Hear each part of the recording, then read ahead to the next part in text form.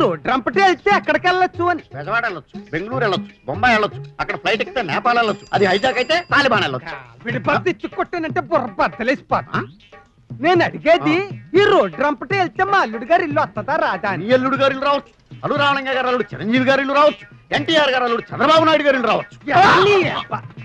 మా అల్లుడు గారు ఇల్లు వస్తుంది అంటున్నావు కదా, అది ఏ పక్కన వస్తుంది అని. కుడి పక్కన రావచ్చు, ఎడం పక్కన రావచ్చు, కుడి పక్కన రావచ్చు, కుడి పక్కన రావచ్చు. మా బండి సూర్యరావు గళ్ళలాగే నీకు కూడా మ్యాటర్ బుర్రకి ఎక్కట్లేదు.